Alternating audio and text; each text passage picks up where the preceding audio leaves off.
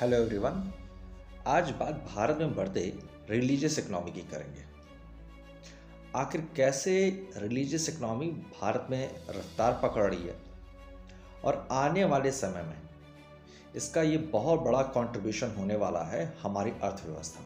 इस पे आने से पहले हम लोग समझते हैं आखिर ये रिलीजन और इकोनॉमी होती क्या है। जब बात रिलीजन की आती है तो कहीं ना कहीं रिलीजन धर्म, धारण और धैर्य से जुड़ा हुआ है, जो इंसान की प्रकृति पर निर्भर करता है।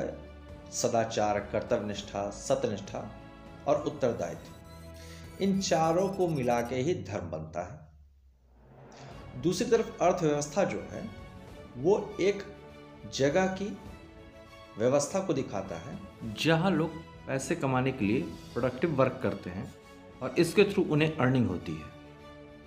प्राचीन काल से ही, बहुत लंबे समय से ही भारत में धार्मिक अर्थव्यवस्था का अपना एक योगदान रहा है। मौर्य साम्राज्य हो, चालुक्य साम्राज्य हो, चोल साम्राज्य हो, हम किसी भी साम्राज्य की बात करें तो उसमें धार्मिक अर्थव्यवस्था एक बहुत खास जगह रखती थी। उसका एक महत्वपूर्ण योगदान होता था।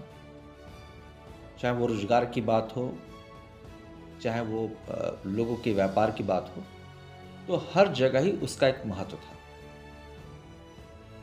बाद में जैसे जैसे भारत के ऊपर आक्रमण हुए, इस अर्थव्यवस्था को काफ़ी चोट पहुंची और जैसे जैसे मंदिर वगैरह नष्ट होते चले गए, ये अर्थव्यवस्था भी लगभग समाप्त हो गई। लेकिन हाल के दिनों में, कुछ वर्षों में, ये अर्थव्यवस्था फिर से है, अपने उभार पे है, उत्थान पे है। और सरकार के द्वारा बनाए जा रहे कॉरिडोर, जैसे काशी विश्वनाथ कॉरिडोर हो या फिर विंध्याचल बन रहा कॉरिडोर हो या दूसरी जगह जो भी इंफ्रास्ट्रक्चर डेवलपमेंट हो रहा है, वो कहीं ना कहीं ये बताता है कि आने वाले समय में इसका योगदान फिर से बढ़ जाएगा।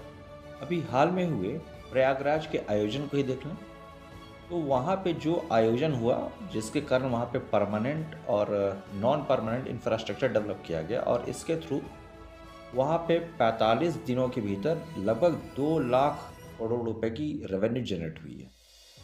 ये कहीं ना कहीं दिखाता है कि भारत की जो रिलीजियस इकोनॉमी है वो स्ट्रांग होती चली जा रही है। इसी तरीके से काशी है, अयोध्या है, तिरुपति बालाजी हो, चाहे फिर जम्मू में माँ वैष्णो देवी का मंदिर हो, हर जगह धीरे धीरे जो ये इकोनॉमी स्ट्रांग होती ही चली जा रही है। जहाँ एक तरफ टूरिज्म एंड हॉस्पिटैलिटी के क्षेत्र में काफ़ी उछाल देखने को मिला है, वहीं दूसरी तरफ एम्प्लॉयमेंट और सेल्फ एम्प्लॉयमेंट के फील्ड में भी एक बढ़त देखने को मिली है। मतलब कि ओवरऑल चीज़ें डेवलप हो रही हैं, बदल रही हैं और देश के लिए अच्छा ही है।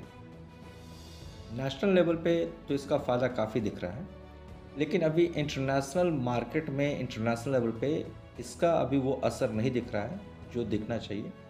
हालांकि हम लोग कह सकते हैं कि ये भविष्य है, इंटरनेशनल मार्केट का कहीं ना कहीं एक ये भविष्य है और आने वाले समय में भारत जो है वो इंटरनेशनल लेवल पे भी इसको लेके आगे पहुंचेगा और इसका इम्पैक्ट पड़ेगा भारत की इकोनॉमी पे।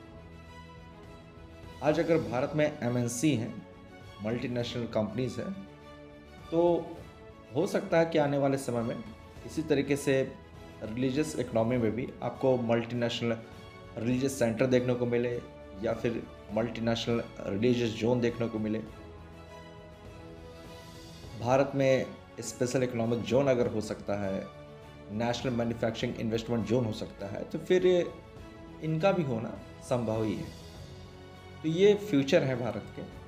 और एक तरफ जहाँ नेट टेक्नोलॉजी जो है लोगों के रोजगार के अवसर को ख़त्म कर रही है, धीरे धीरे पूरे वर्ल्ड में नेट टेक्नोलॉजी, एआई या फिर चैट जीपीटी के कारण जो है लोगों की नौकरी जा रही है, वो ही कहीं ना कहीं ये जो रिलीजियस इकोनॉमी है वो लोगों को एम्प्लॉयमेंट का मौका देती है, चाहे वो प्राइवेट सेक्टर हो या फिर सेल्फ एम्प्लॉयमेंट हो या फिर बड़े बिजनेस फर्म की अगर हम बात कर लें तो वो भी कहीं ना कहीं इससे आगे चल के अफेक्ट तो होंगे। बड़ी कंपनी या फिर छोटी कंपनियों, सबको इसका फ़ायदा मिल रहा है। आज विश्व में कुछ ऐसे देश हैं जहाँ पे उनकी इकोनॉमी एक खास इंडस्ट्री की वजह से काफ़ी ऊंचाई पे पहुँच चुकी है। जैसे थाईलैंड में अगर हम बात करें तो उनकी इकोनॉमी में मरीन इंडस्ट्री, या फिर सिंगापुर इकोनॉमी की बात करें तो वहाँ के इकोनॉमी में टूरिज्म इंडस्ट्री का